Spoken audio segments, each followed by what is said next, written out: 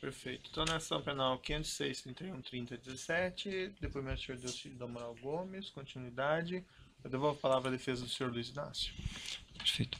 Então, eu estava perguntando ao senhor se, por ocasião desse depoimento que o senhor disse que prestou em Campo Grande para o órgão americano, quem estava presente? Só o juiz, um representante do Ministério Público, que eu não me recordo o nome, Ministério Público Federal, e os meus advogados e os advogados da Petrobras. Eu pensei que seria feito por teleconferência, alguém acompanhando, alguém ouvindo. Não apareceu ninguém. Eu mesmo perguntei aos advogados da Petrobras por que não tinha aparecido ninguém. Eles não souberam explicar na hora. Certo. E nesse depoimento o senhor foi indagado em relação a supostos ilícitos envolvendo a Petrobras.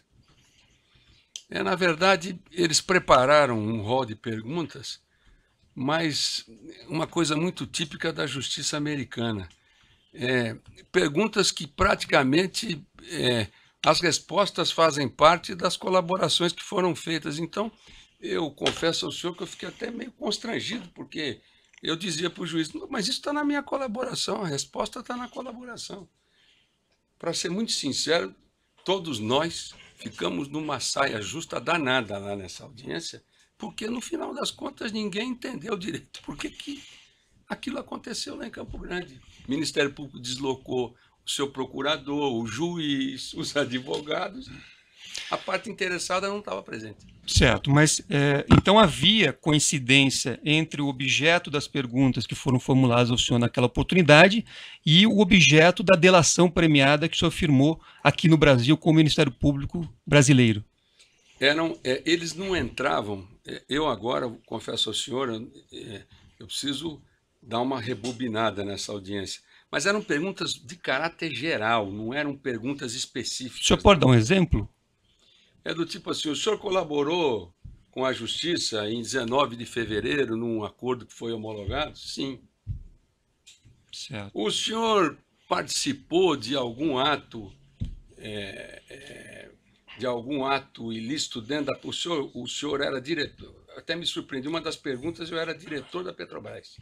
Também foi feita essa pergunta, senhor? Foi feita essa pergunta para mim. E outras perguntas que, às vezes...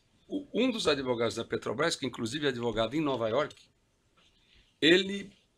o juiz não entendia as perguntas. Aí ele procurava traduzir como é que o direito americano via essas coisas.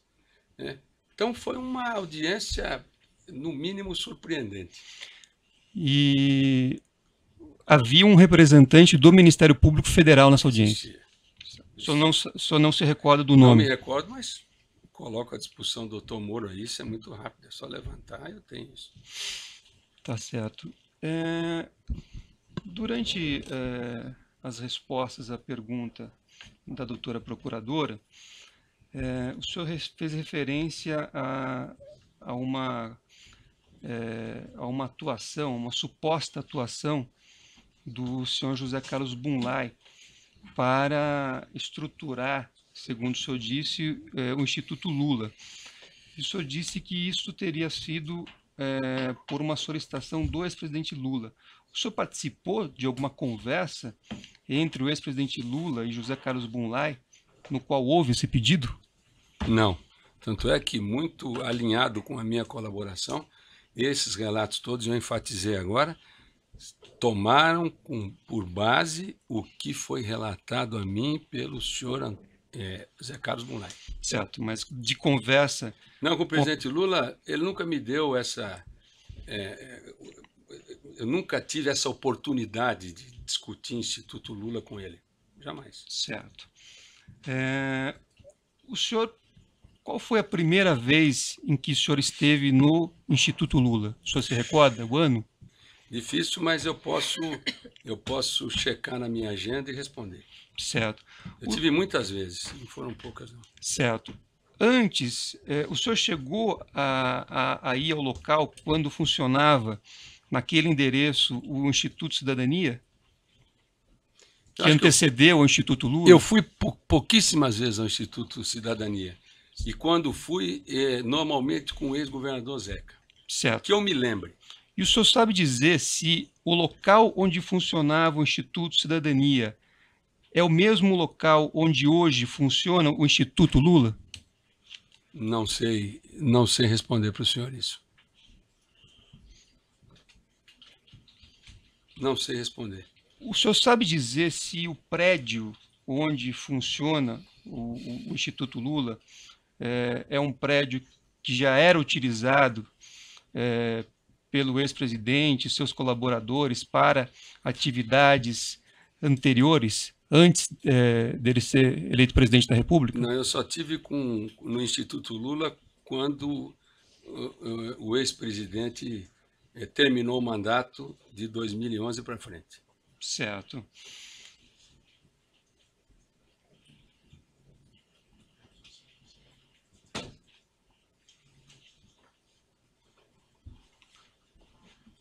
O senhor sabe dizer se dessas que o senhor chamou, né, de tratativas do senhor José Carlos Bunlai para estruturar o Instituto Lula, se isso resultou, se foi entregue ao Instituto Lula alguma nova sede? Não, não.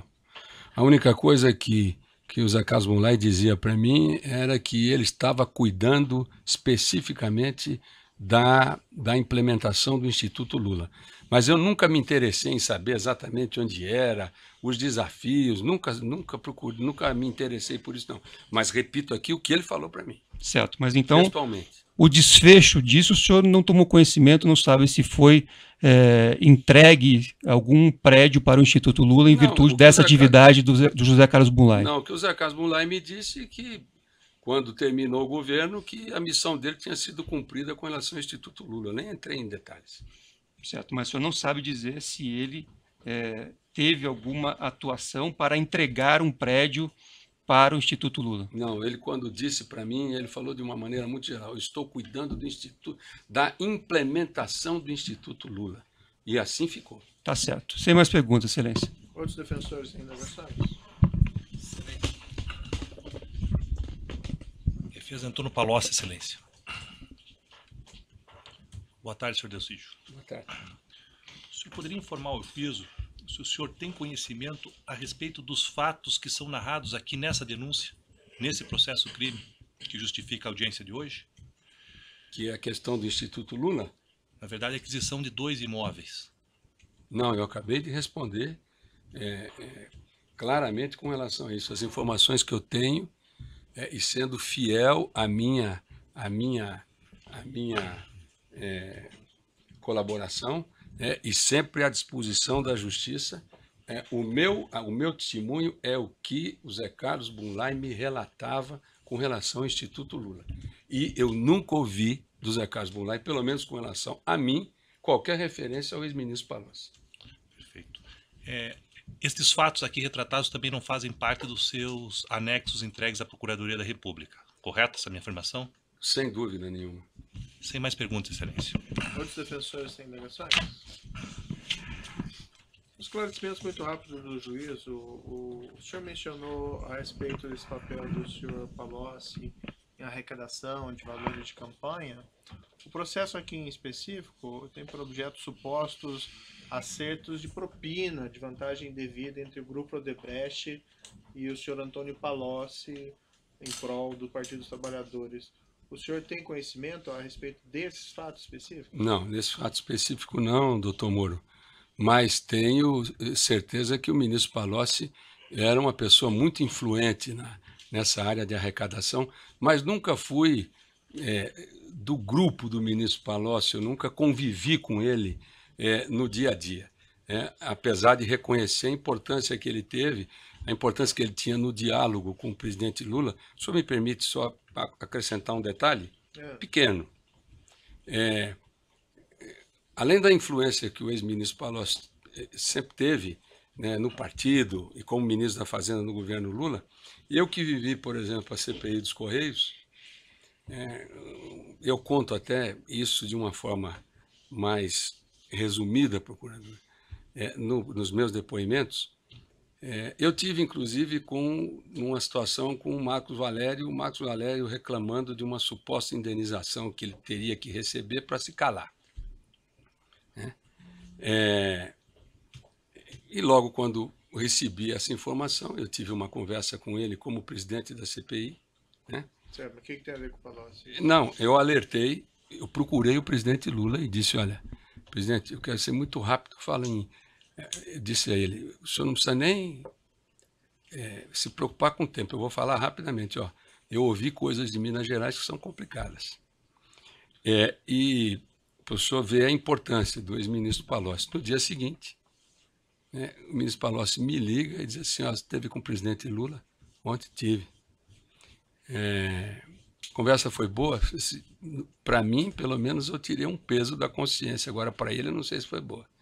Aí ele disse assim, eu agora vou cuidar desse assunto.